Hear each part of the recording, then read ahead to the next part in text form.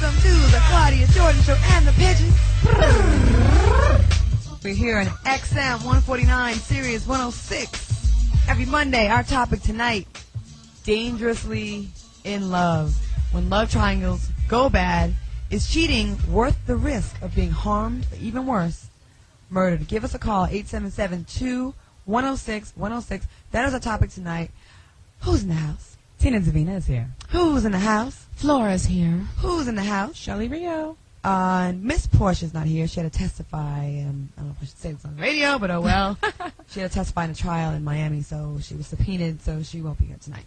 So, She was what? subpoenaed. Say it again. Subpoenaed. Or the word I like to use is subpoenas. Alrighty. So anyways, well, what have you guys been up to? Anything?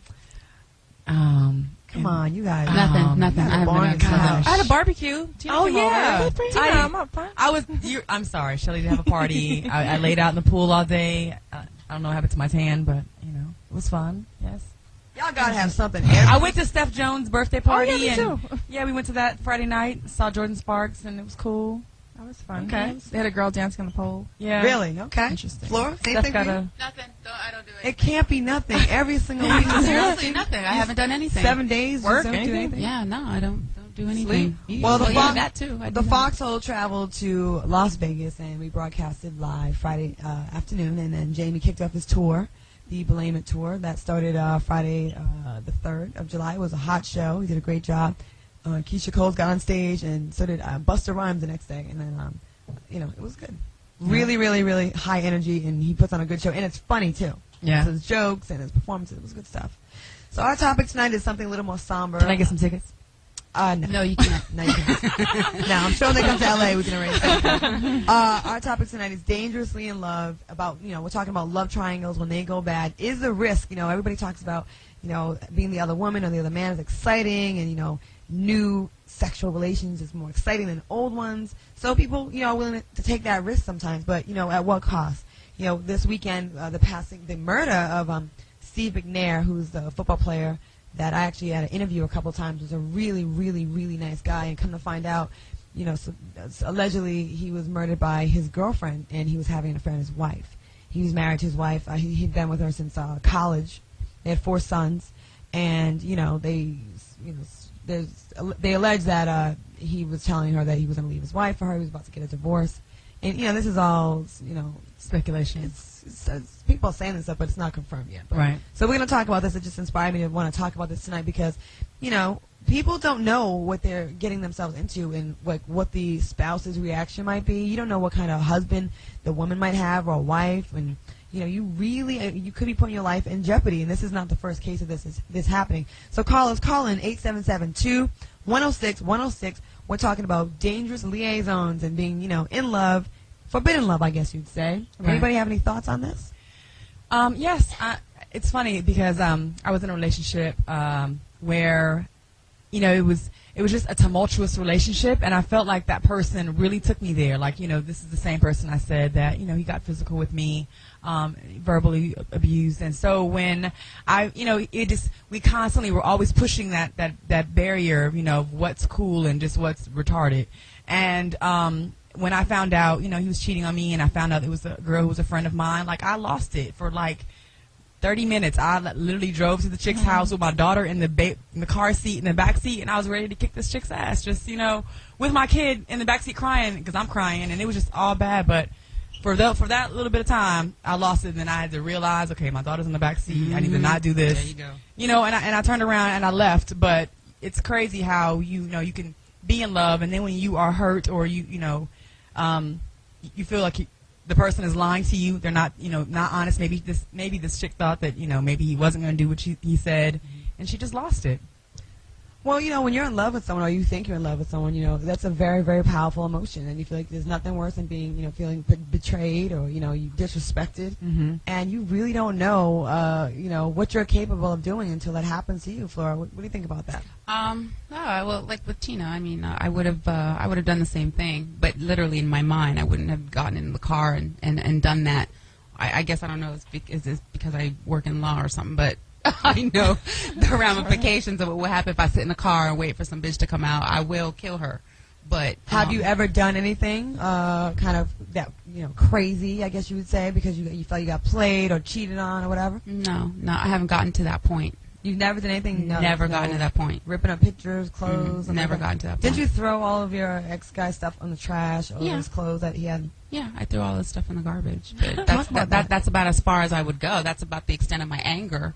Maybe when with other dude, I kicked him once because I was annoyed, but that would be the extent of my anger. I wouldn't be enraged. You only just had recent raw dick, so I don't know.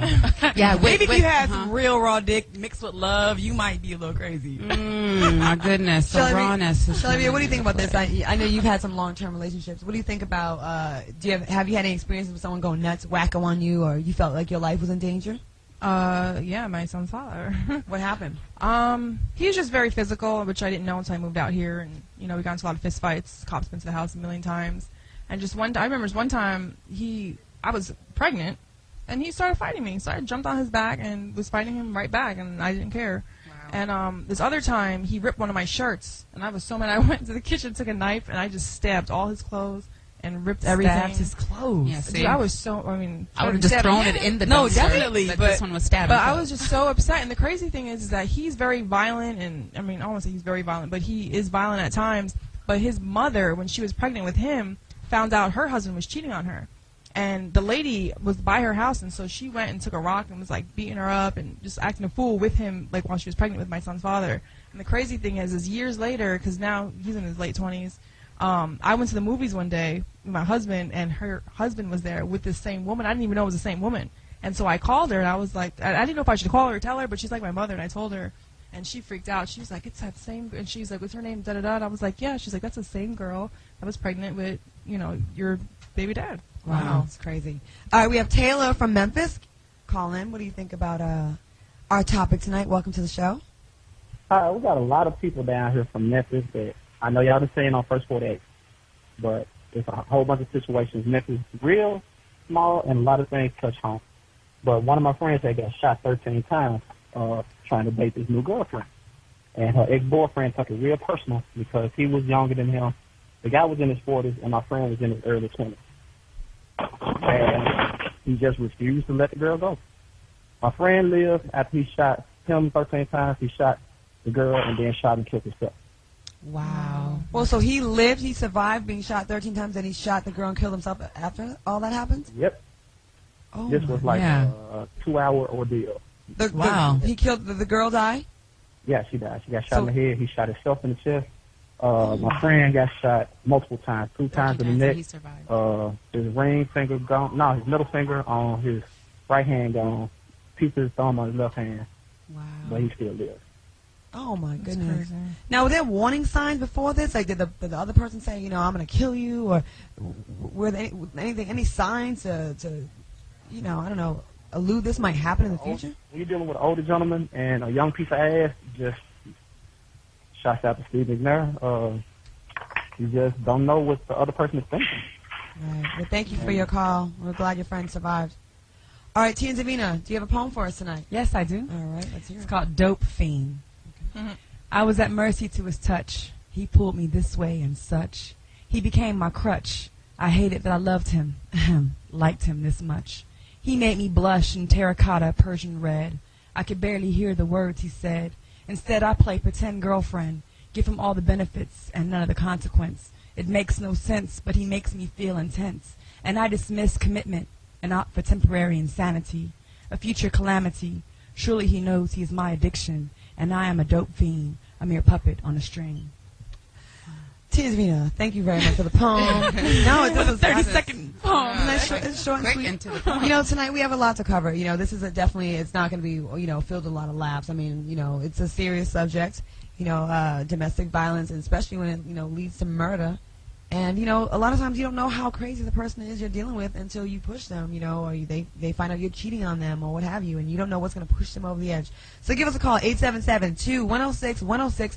We're talking about being dangerously in love. When love triangles go bad, is cheating worth the risk of being harmed or even worse, murdered? Give us a call, 877-2-106-106. We'll be back with more after the break.